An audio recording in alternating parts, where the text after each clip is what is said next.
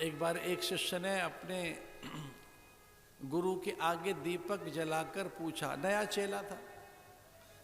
कई बार नए चेले बड़ा कौतुक करते हैं, उनके प्रश्नों की बौछार होती है, एक आध बात नहीं पूछते, प्रश्नों की बौछार करते हैं।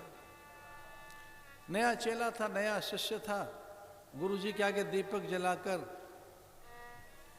पूछने लगा कि महाराज जी ये क्या है? तो उन्होंने कहा भाई ये दीपक जल गया, इसमें प्रकाश है। दीपक है, दीपक जल गया, इसमें प्रकाश है। ज्योत आ गई। चेले ने ज्योत बुझा दी, दीपक को बुझा दिया फूंक मारकर, और कहने लगा महाराज ये अब कहाँ गई? तो गुरु ने कहा था जहां से आई थी वहीं गई। पहले पूछ रहा था कहां से आई है, फिर गुरुजी ने कहा कि जहां से आई थी वहीं गई। वो अनंत है भैया। अग्नि वते ज्ञानान्न मुक्ति। अब गुरु के पास आएंगे, सत्संग में आएंगे, ज्ञानाग्नि प्रकट होगी। ज्ञानांजन शलाकया केवलम ज्ञान मूर्ति।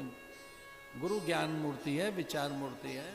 उसके पास पहुंचोगे भैया तो विचार मिलेगा। परीक्षित का भय चला गया, भ्रम चला गया। कुछ ऐसा ही है। चतुश्लोकी भागवत के माध्यम से ब्रह्मा का भी भ्रम और भय चला गया।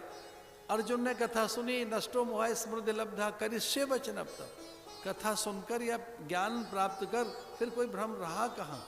ऐसे प्रश्न अनेक हैं, जिन्होंने अनेक ऋषियों के प्रसंग ऐसे हैं कि प्रश्नोत्तर के माध्यम से फिर अज्ञान रहा ही नहीं है।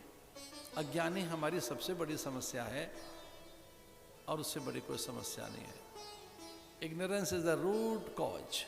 बस यही एक है जो मूल जड़ है दुख की, व्यथा की, बाधाओं की, समस्याओं की, भ्रम भय की, संशय की, विकलता और व्याकुलताओं की, या कि सारे अभाव जीवन में जितने भी दर्द हैं अज्ञानता के कारण हैं। और गुरु इस पर प्रहार करता है, सत्संग इस पर प्रहार करता है। निरंतर करते रहना महाराज। ये भागवत अनंत है।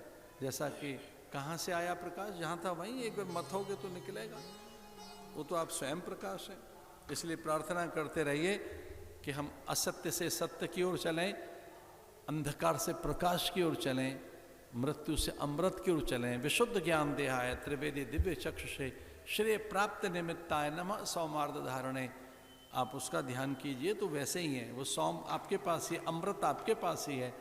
ये कुंभ और कुंभ का स्नान अमृत स्नान हो सके, आप यहाँ अमृत के अधिकारी बन सकें और आपको वो मिल सके। वैसे अमृत भी कई प्रकार का है। एक है ज्ञानामृत, एक है वचनामृत, एक है प्रेमामृत, एक और है दृश्यामृतम। कई बार महापुरुषों को देख के भी लगता है कि हमें अमृत मिल गया। दृश्यामृतम